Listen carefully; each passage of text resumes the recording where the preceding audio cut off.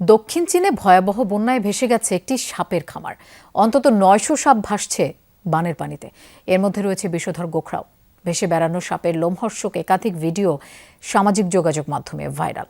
অবশ্য সাপের কামড়ে কোনো প্রাণহানির খবর মেলেনি।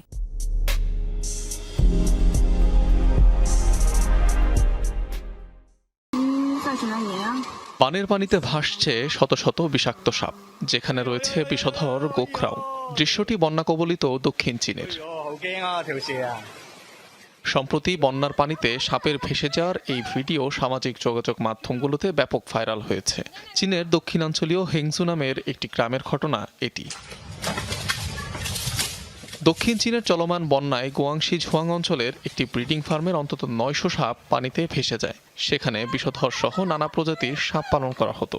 স্থাপনাটি পুরোপুরি বন্যার পানিতে ডুবে যাওয়ায় ছড়িয়ে পড়েছে সাপগুলো, যেগুলো ভেসে বেড়াচ্ছে বানের পানিতে। স্থানীয়রা বলছেন, ভেসে যাওয়া সাপগুলোর বেশিরভাগই বিষহীন। অবশ্য বেশ কিছু প্রজাতির বিষাক্ত গোখরা সাপ রয়েছে সেখানে। এসব সাপের কামড়ে এখন পর্যন্ত কারো প্রাণহানির তথ্য পাওয়া যায়নি। সাপগুলো উদ্ধারে বিশেষ জাল ও স্টান গান ব্যবহার করে চলছে বিশেষ অভিযান। এই তৎপরতায় ১০ জনের একটি দল মোতায়েন করেছে স্থানীয় প্রশাসন। সাম্প্রতিক বন্যায় ডুবে গেছে দক্ষিণ চীনের বেশ কয়েকটি প্রাণী আশ্রয় কেন্দ্র। ভেসে গেছে শত শত বিড়াল, কুকুর ও অন্যান্য প্রাণী। মৌসুমি ঝড় মেইসাকের কবলে গেল কয়েকদিন ধরেই বিপর্যস্ত দক্ষিণ চীন। টানা ভারী বৃষ্টিতে ভয়াবহ বন্যা এবং বহু ভূমিধস হয়েছে। আকস্মিক পাহাড়ি ঢলে জনপদ ভেসে যাওয়ার মতো ঘটনা ঘটেছে। অনিক রহমান, যমুনা নিউজ।